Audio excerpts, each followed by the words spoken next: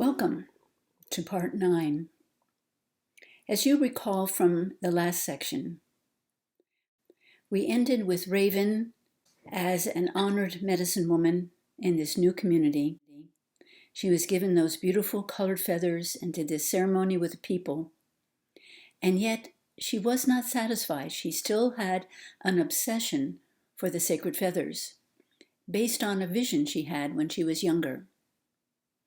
So in this section, Keymyu will share some of the wisdom from the ancient ones about the challenges we have being human beings.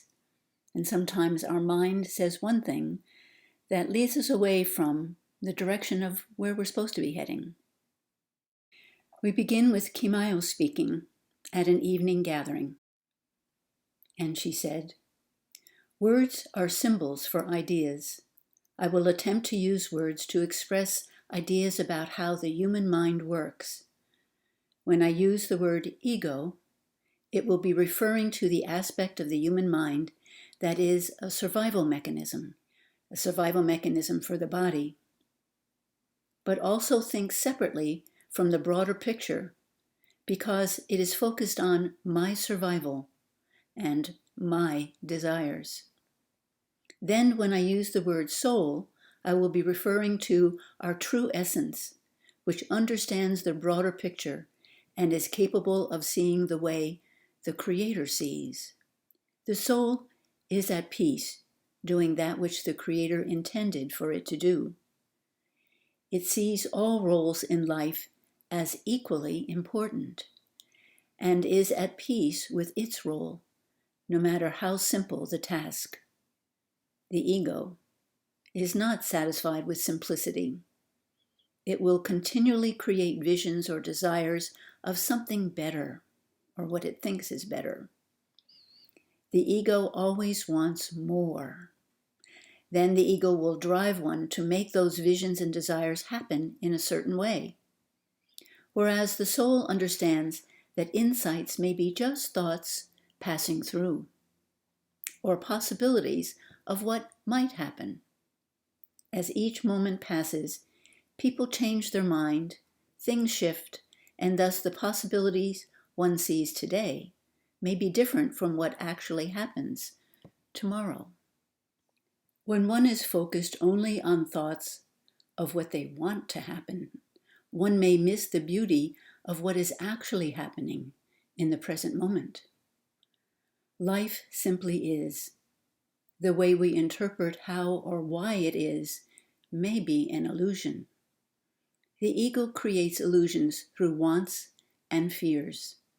A healthy soul follows its natural path through peace and learns how to become the observer when wants or fears come forth in the mind.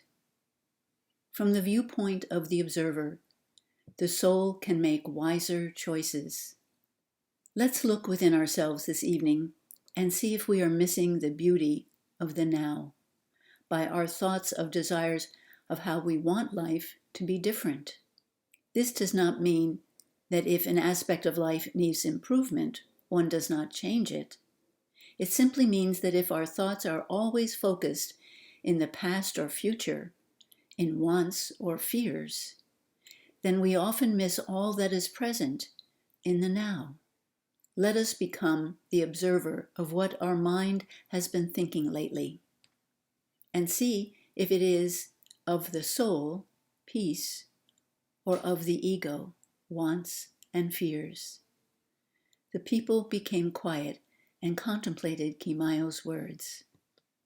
A side note here, in my own life, I notice that when I do take time to return to peace, then within that peace, a natural knowing happens, a knowing that is not fearful, a knowing that is not wanting extreme wants or fearing extreme fears.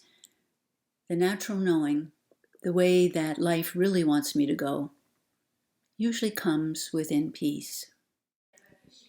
Now we're going to see what Crow Wolf is up to. He's now a wise young man. Crow Wolf finished cleansing the sacred feathers with smoke from sweetgrass and put them away in their special container. Sunwalker wanted his son to begin helping with the care of the sacred feathers, and Crowwolf was delighted to assist. He was feeling inspired by their energy that morning as he walked back to his dwelling. A woman scolding a young boy caught his attention. Crowwolf noticed how the boy's gentle spirit diminished with the woman's harsh words. Suddenly, the boy ran into the woods, and no one followed him. So Crowwolf softly walked in the boy's direction. As Crowwolf gently sat next to the pouting boy, he took out his hawk feathers and began to examine the casing which held them. "My mother fashioned this holder for these hawk feathers," he said. "I think she did a beautiful job, don't you?" he asked the young boy as he held the feathers in his direction. "Yes," the boy said, surprised that someone wanted his opinion. Then he added spontaneously, "A carving of a hawk on the casing might add to the spirit of the piece." "That is true," commented Crowwolf, treating the boy as an equal. "I wonder who could do such an intricate carving as a hawk soaring on the wind." "I think I could," the boy said timidly, not sure it was his place to offer. "Could you?" responded Crowwolf, with great enthusiasm. "I want the original casing to remain the same, but would love to have a decorated sheath to place over it when I use these feathers in a ceremony," he explained. The young boy looked down at the ground. He wanted so much to design the new sheath for Crowwolf, but had just been scolded by his mother for wasting time on drawing and carving when he should be making useful tools, like his older brother was doing. Crowwolf knew the young boy's thoughts and self-doubt, since he had heard his mother's harsh words. So he asked, "How would you like to learn how I fashion my hunting tools?" Everyone in the community knew that Crowwolf's tools were superior to anyone else's. The boy's eyes widened. "Me?" he coughed out. "You would teach me that craft?" "Yes," Crowwolf answered. "I will tell your mother that I will need to teach you from sunrise to midday each day. And during that time, you can give me something in return. You can fashion my new hawk sheaths and show me your skills." The young boy was happy and yet still sad. "My mother says I should be more like my older brother, doing useful things and building up my physical strength." "Ah," replied Crowwolf and added, "Would your mother have an eagle fly backward and forward like the hummingbird? Would she have the palm tree give berries like the blackberry bush?" He was glad to see the young boy smile at the analogy, knowing that the boy understood its deeper meaning. Crowwolf continued, looking straight into the boy's eyes. "You are exactly as you are, because that is how the Creator wants you to be. The Creator does not make mistakes. It is our interpretation of what we think the Creator wants that may be mistaken." He continued, "The Creator knows that if everyone did only hunting, then there would be no one to make clothes or prepare the food. If everyone did only practical things, then who would inspire the people? Carving and drawing, when done from the soul's inspiration, inspire people who view it. You are a great inspirer, young one, and I will call you Spirit Song from now on, and tell your mother of the gifts I see in you." The boy could not stop the tears pouring out of his eyes, but they were not tears of sorrow. They were tears of appreciation. Crowwolf commented, "It is good to be sensitive enough to cry, my friend. Those who have hardened hearts usually only use their energy to destroy or tear things down. You use your energy to create and build things up, and I'm proud of you. I will go now and tell your mother that I have selected you as my new apprentice, and I will call you Spirit Song since you will bring much inspiration to people through the spirit of your work. You play the flute also, don't you? He asked, and the boy nodded yes. Come to my dwelling tomorrow when the sun rises, and we will begin our exchange of service. A balanced interchange is important, and it's a part of the law of giving and receiving. Believe in yourself, because I believe in you, he concluded. Crowwolf's smile and words were so warm and genuine that the young boy could not move as he watched this honored one walk toward his mother.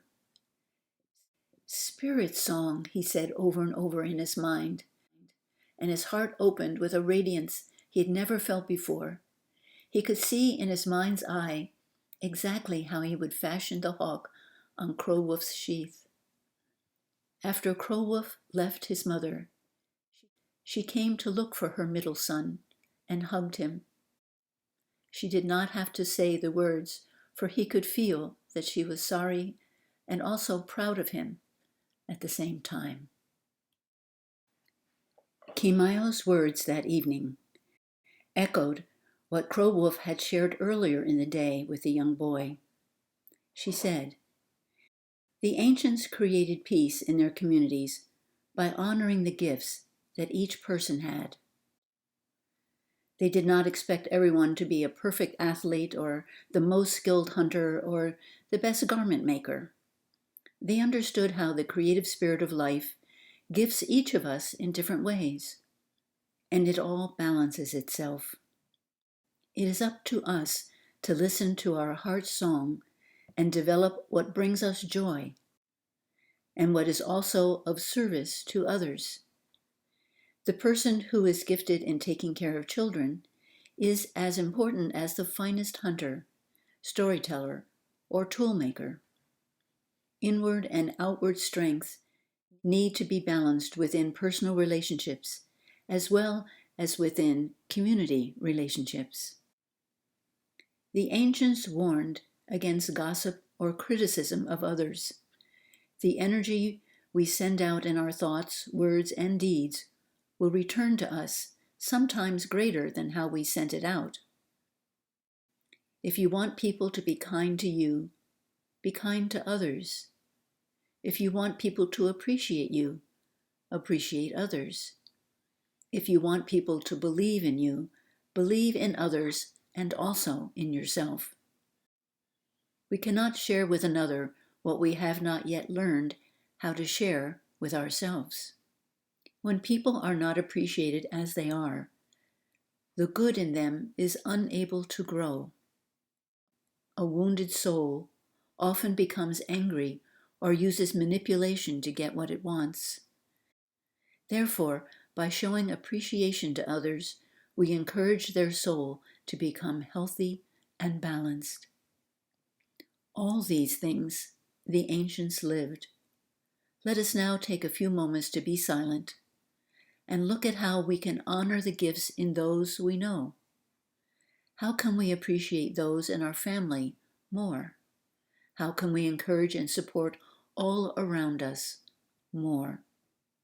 While the people were silent, contemplating Keymyu's words, Hummingbird, Sunwalker, Keymyu, and Crowwolf joined in raising the energy of the people by adding their energy to the meditation. Hummingbird commented, "We must become lighter." "I know," said Keymyu. "I sense the same thing. It's almost as though the molecules in our body need to become lighter. But that makes no sense to my logical mind." "It is something we will understand and become later," Crowwolf responded. "Often I receive information that only makes sense later on." "How did you get so wise?" Sunwalker laughed as he hugged his son with deep love. "It is from you and everyone who has lived before us," Crowwolf replied. "When I'm open, I can experience the understanding of all that has been experienced before. The consciousness that created life knows all that has been experienced." The four of them nodded in agreement and then joined the people in the evening meal. Their community was getting closer and stronger every day. Meanwhile, what's happening with Feathered Trumpet? Feathered Trumpet, now Brave One, was honored at this evening's meal because he and his newly trained hunting group had killed the yellow, brown, spotted beast and brought it back to the community. The people were grateful because now they would no longer be afraid when leaving the village to gather food. Many cycles of the season had passed, and the elderly leader was still alive. He was training his son to take over when he passed over to the land of living light. Why am I not being trained to take over as leader? Thought Brave One as he sat down to eat. I am the strongest and can run the fastest, faster than any man here. Why does one have to be born into a certain lineage in order to get the opportunity to become leader? Have I not trained these boys to be men and to kill the beast that threatened the village? His thoughts were interrupted by people crowding around the leader, who had slumped forward and then fell to the ground. It was the leader's son who announced that his father was gone. This particular people burned the body of one who had crossed over. The ceremony took several days. Brave One did all the appropriate things, but his thoughts were really on how he should be the leader.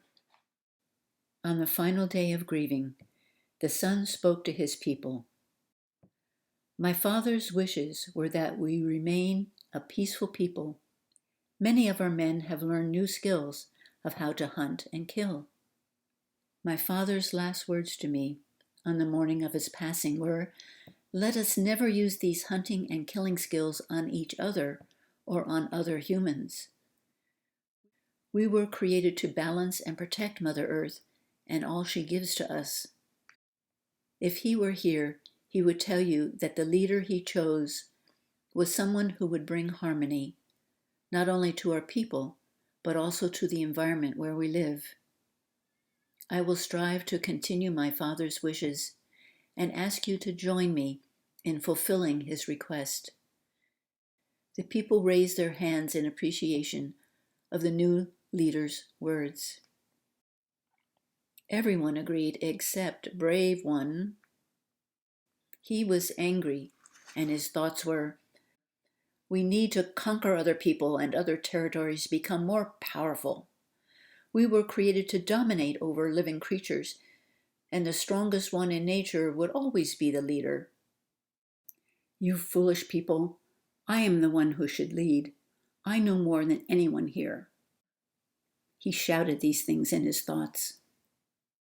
Then why have the people not asked you to lead them?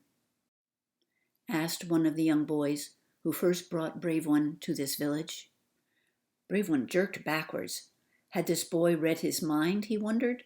No, he must have read the anger on his face. But the young boy kept looking at him pensively and then said, our people have always looked at a leader as one who brings harmony, because anyone who would bring disharmony would cause fights among the people until we destroyed each other, and then there would be no village left. You have taught us many good things about hunting and protecting ourselves, Brave One. But until you have the peace and welfare of the community as your highest goal, then the people will not see you as a leader. The boy's mother interrupted him by taking his hand and leading him quickly back to their dwelling. Brave One sat there and pondered the boy's words. Peace and welfare of the people have not been my goals. I suppose my motives were more about glorifying myself and showing how powerful I was. Then visions of the people fighting in his old village filled his mind. He remembered their hateful words toward him and the destruction they were beginning to do to the village. Did I cause those people to be rebellious and fight each other? He asked himself and then forced that answer away. No. Peace is boring, he decided. He concluded by gathering his hunting things together. He decided to leave this village for a while and let the people see how well they did without him. He had heard that there was another village to the north. Maybe the people in that village would like adventure more than peace. When he left, he made sure that everyone saw him. Back to Keymyu's community. One evening at the fire, some walker began. A healthy soul allows the mind to become silent now and then. Through silence and peace, a soul can balance itself. When one allows certain thoughts to take over the mind and control it, then silence and peace are difficult to find. To meditate, one has to want peace above all else. The human mind and imagination can create many diversions to keep the mind from becoming still. The human ego will see peace as boring and unproductive. The ego prefers power, possessions, and continual activity, anything that will puff itself up. The ego creates thoughts of me. Inner wisdom brings forth the understanding of we. Tonight we will look within ourselves to observe any compulsive or obsessive thoughts which may be keeping us out of peace. For example, if one feels driven to have, do, or be something, one may ask if this is from the soul or the ego. The soul's path may be to explore a certain avenue in life because it brings one's heart joy and also serves others. The ego will fester, worry, scheme, manipulate, or dominate to get what it wants. There is no peace within the ego's realm. There is peace in the soul's realm. Which will you choose, peace or war, love or fear? Some walker concluded with, "Let us be quiet and go within now and look at what has been occupying our thoughts lately, and whether the experience is from the soul or the ego." Everyone sat quietly as they looked within. Back to Raven's community. Raven did not like the feeling of anxiousness that she was feeling this morning. She tried to quiet her mind, but kept sensing that some kind of danger was approaching. She tried walking in nature to calm down. She tried bathing in the pool to quiet down, but the anxiety seemed to grow and grow.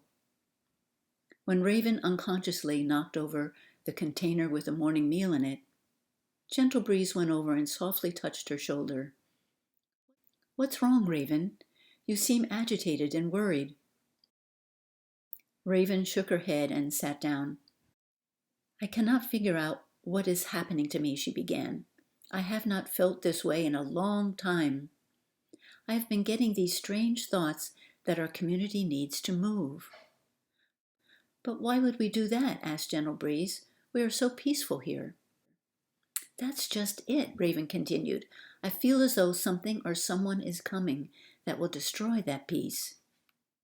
"What could that possibly be?" inquired Gentle Breeze. "Let me talk to the council," Gentle Breeze suggested, "and I will see if anyone else has been feeling anything unusual." By midday, Gentle Breeze had gathered 6 people and brought them to Raven's dwelling. All of these people have been having similar feelings, but thought they were the only ones feeling that way, explained Gentle Breeze. Raven asked, "So 7 people in the village feel that we need to leave and move to another place?"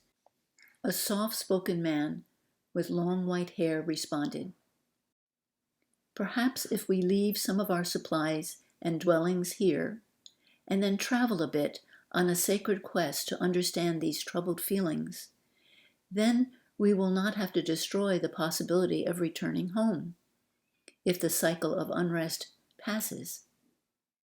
"A very wise proposition," Raven agreed. "Perhaps a short journey away from this place will clear our minds, and then we will not have to close the door to returning here if it feels right." All nodded their heads in agreement. Now, who was going to tell the people? They asked Raven to prepare a ceremony, which he would share how a short journey would be good for the community. A sacred quest, she said, into the mountains to the east would help strengthen the health and prosperity of the people. Little did she know who was watching and listening in the bushes nearby. Brave One had come upon this village and immediately recognized his guards with their new mates and children. It was not long before he spotted Raven talking to a group of men and women. So where are the sacred feathers, he wondered. Perhaps I'll stay hidden until I see where she hides them. And then I will reclaim what is mine and take over these people, he sneered.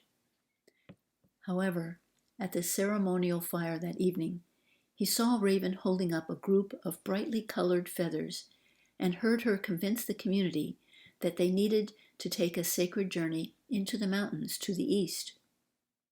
I can wait until she reveals the sacred feathers, Brave One whispered to himself. There is no use showing myself now. My guards look like they're too satisfied in this new way of living to want to follow me and conquer more. Besides, what do I have to offer them in order to get them to follow me? Nothing. Would they follow me if I had the sacred feathers? He wondered. I would have to show that I am invincible to them first, and then I would punish anyone who did not follow my commands. Yes, that is how I will do it, he decided, but I will have to wait and get those sacred feathers first. So Brave One went off to hunt and gather food, which he would need to take on the journey as he secretly followed these people into the mountains. And that concludes part 9.